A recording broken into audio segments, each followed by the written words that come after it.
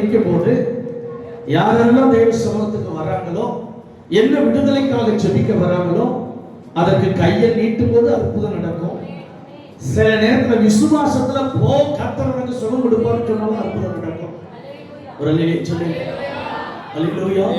நீங்க விசுவாசமா இருந்தீங்கன்னா நான் ஜெபிக்கும் போது கர்த்தர் உடனடியாகவே அற்புதத்தை செஞ்சு முடிச்சிருப்பார். எத்தனை பேர் கையை உயர்த்தி? இது ஒரு பெரிய காரியம். இது டாக்டர்களுக்கு புரியாது. டாக்டர்கள் என்ன பண்ணுவாங்க? வயிற்று வலி, தலைவலி, கை வலி, கால் வலின்னு ட்ரீட்மெண்ட் பண்ணுவாங்க. வலினா வலிக்கு, மற்ற காரியங்கள் அவங்களுக்கு தெரியாது. இது ஸ்கேன்லயும் தெரியாது. இப்ப பிசாசு பிடிச்சது, மந்திரக்கட்டினால பிடிக்கப்பட்ட காரியங்கள் ஸ்கேன் பண்ணும்போது தெரியாது. இப்ப டாக்டர் என்ன பண்ணுவாங்க? இதுல ஏதோ உள்ள கட்டி இருக்குமா, நீங்க அந்த கட்டியை போய் ரிமூவ் பண்ணிட்டு வரீங்க, திரும்பவும் அதே பிரச்சனை இருக்கும். இது மாதிரி நான் சொன்னதை கேட்காம கட்டியை ரிமூவ் பண்ண ஆட்கள் நிறைய பேர் இருக்கிறாங்க. நான் சொன்னதை கேட்காம யூட்ரஸை போய் எடுத்துட்டு வந்தவங்க நிறைய பேர் இருக்கிறாங்க. யூட்ரஸை எடுத்தா அந்த பிரச்சனை சரியானு சொல்லுவாங்க. ஆனா யூட்ரஸை எடுத்தாலும் பிசாசுடைய கிரியைகள் நடந்து கொண்டே இருக்கு.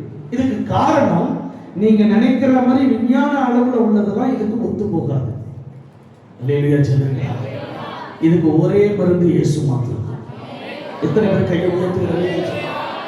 இயேசுவை நம்பினவர்கள் பிழைப்பார்கள். அவ்வளவுதான், வேற ஒண்ணுமே கிடையாது.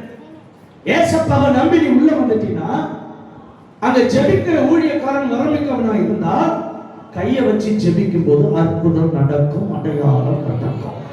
ஒரு அமைச்சர் உங்க வாழ்வில் எத்தனை பேருடைய வாழ்வில் அற்புதம் நடந்திருக்கு?